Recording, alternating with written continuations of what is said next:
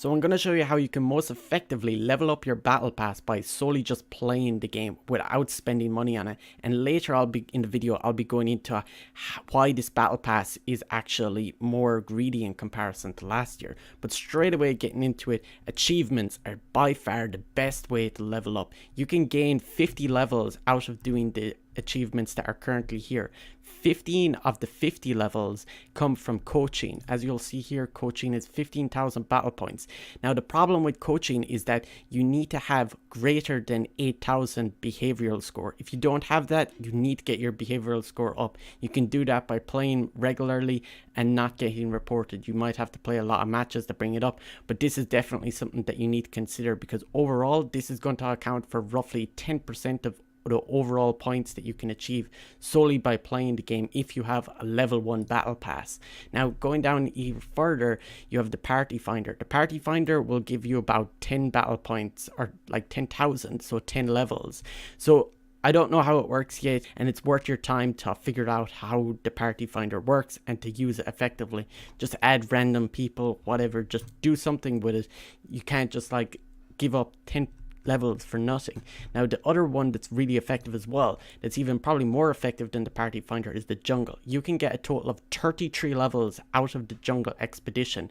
There's 300 battle points at 51 and 9 for like 2,000 battle points. Now just doing all of these, that's like literally a ton of points. Now another way of being really effective is with wagers. Now the wagers is the next thing that's most effective. And if you get a level 1 battle pass, you get 1,000 tokens every week. And it's really important that you just use up all the tokens. Even if you use them all in the first day, it's better than hoarding them and leaving them till the very last day and getting them to like expire essentially. So you want to always use these tokens no matter what. And you also get these tribute tokens, which are pretty much the same, but they last for the entirety of the battle pass. And if you don't use them, again, they also expire and you don't get to use them. Now the other one that's really important, that's really easy to do, is your weekly challenge. You have daily challenges and weekly challenges. The daily challenges are like, I don't even think they're that much worth it. It's only 100 points. I had Chen yesterday. I'm not gonna play Chen for 100 battle points. Like, come on, right? I do this one instead, right? Destroy 50 enemy towers with your team.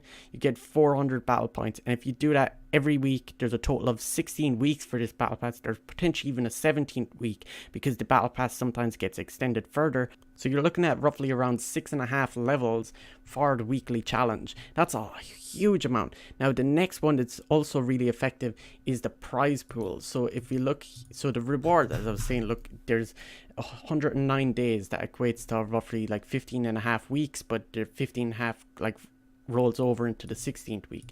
So in the compendium, there's this prize pool where if we reach a goal of 25.5 million, everyone with a battle pass, even if you buy it after you reach the goal, gets 10,000 points. That's 10 levels for free. And at the current rate that we're going at, it's definitely going to hit that goal, unless there's some random thing that ends up happening. Now the other goal then is at 30,000, which is another 10 levels, so potentially another 20 levels on top of that. And I think that we're going to get pretty close to 30 million, maybe even a little bit above it, especially with the fact that this battle pass is a little bit more greedy in comparison to last year, which I'll go into a little bit later. Now the other one that's going to give you a lot of points as well is the fantasy cards. This is something that people always mess up on. They forget to log in, they forget to do their cards every year. By doing this, if you're in the top 10%, you can get 16 levels. If you're in the top 25%, you get 8 levels. And if you're in the top 50%, you get 4 levels. That's really good. And I think that even this year you have the mobile app, so it'll be no excuse really to say that, oh, I couldn't get to a computer to log in. If you have the mobile app, you can like do your cards. I guarantee you it's going to work this year, hopefully anyway. Valve time, which you don't know if they'll get that feature out there in time.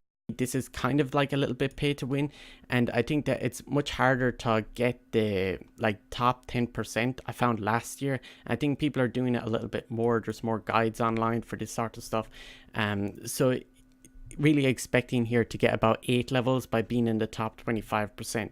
Now, the predictions and the bracket predictions. So the bracket predictions are like the upper bracket and lower bracket, and they're usually like quite hard to predict. I'm going to estimate you get about 4 levels for that. And then there's other predictions like which player had the highest GPM, what was the most kills in a match in the main events, and all this sort of stuff. The problem is there's a lot of multiple choice in those, and it ends up being quite hard to predict correctly. And there's always some like matches that are like an outlier, and those are things that I estimate around getting like maybe 5 levels out of that. So the last one that is not mentioned anywhere here is this shovel. You can go digging for holes. So if you have, you'll find this in the UI when you're playing the game. But these holes, you can dig up the ground randomly, and often you just get nothing. But apparently there's like gold particles that appear in the ground, and you can dig them up, and you have a much higher chance of getting something out of them. You can get like 100 battle points, 500 battle points, even 5,000. You can get a baby Roshan, another treasure, and sometimes you can get one of those like techies mines, the status traps or static traps, whatever they're called, and it'll actually like stun you, which is kind of like a meme almost. But those digging holes, you can get a little bit more out of that as well. So like really out of all of this, there is like other stuff that will happen as well, like the all-stars thing where you can vote on it. They'll probably give like an achievement for that. And there's also this thing called Marokia or Marako. Jeez, I cannot pronounce it whatsoever, but it's supposed to be like the Year Beast 2.0. It's more achievements will be in Moraki or whatever it is. So realistically, combining all this together, you're looking at roughly 140 levels to get out of just solely leveling up. Now, if you're someone who does really good with wagering, you get lots of tips, maybe you might be able to push it to 160. Now, it's likely that if you do spend levels and you do get something like these extra wagering tokens and you have bought a higher level battle pass, you might be able to get another, like, say, 5 levels on top of that. But realistically speaking, it's kind of hard to level up by doing this stuff, as you'll see.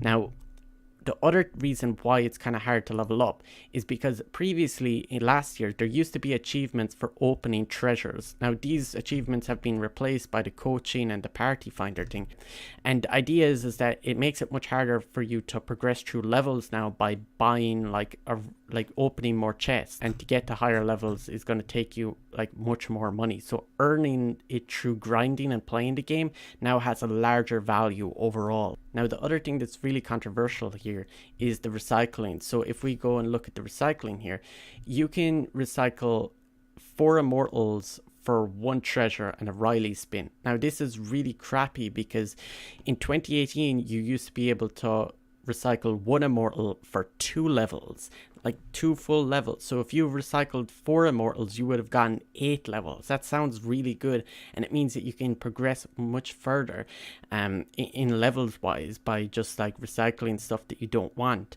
Even if you don't want like some of the stuff, like say for example I don't play Nyx, I might even decide to recycle that, but it's not worth it now because I don't get levels up. Now hypothetically, right, if you do the maths here, right, if you recycled in 2018, if you recycled 5 immortals, you would get 10 levels, which would unlock a treasure. Now this year, that to unlock a treasure now only takes 4 immortals, which is 1 less. Overall, this kind of means that you get more spins on the treasures than what you used to by doing it this way. However, you also level up like kind of like a little bit slower because the achievements don't exist that I mentioned a few minutes ago. Now the other thing is, if you are deciding to spend money on the game, who spends money in Dota? Free game. The bundle is by far the best. There's always a bundle every single year. If you don't think it's coming, it's going to come. Like, it literally every year. So it happens 2 weeks before the international starts. It'll probably be somewhere around August 7th that this will come out. Last year they gave you 100 battle point levels. Crazy. 7 treasure 1s and 7 treasure 2s. It was literally like by far the most best value that you can have on anything. Now the other thing that I found kind of controversial, I didn't see anyone mention this, is the price of purchasing levels. this year this is euro, so I'm in Europe, and this is €8.75 for 24 levels. Last year this was €7.95. I'm like, what the frick, Valve? And I went and looked at like exchange rates, and apparently the euro is worth less money this year in comparison to dollar. However, what's also kind of striking about this is that it doesn't directly represent the price bumped up in comparison to last year. What I found is that I'm spent in like my conversion rates is that I'm spending 4.5% higher for these like battle point levels in comparison to last year.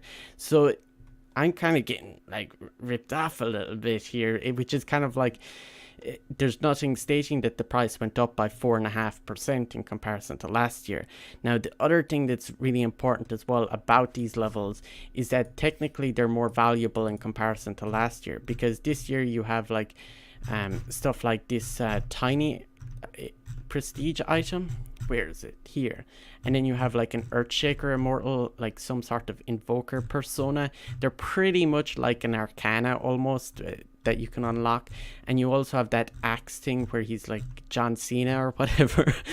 And it's kind of weird because now these levels are like harder to achieve, but they're worth like a lot more in terms of like what you get back out of it. But if you're trying to get something like the level 1000, my finger is getting sore now. What's the workout? Getting to 1000 probably costs you way more money than it used to in previous years, especially with the 4.5% costing more for like the price of like the 24 levels that were there. Apparently on the US store it's the same price as it was last year. So I hope you enjoyed this video. Hope you get your battle point levels up further. If you want to see more Dota content, like seeing the difference between Hurled players and Immortal players, check out my other videos on my channel. I have a bunch of like pretty much all Dota content, and I also have a Discord server which you can check that out too.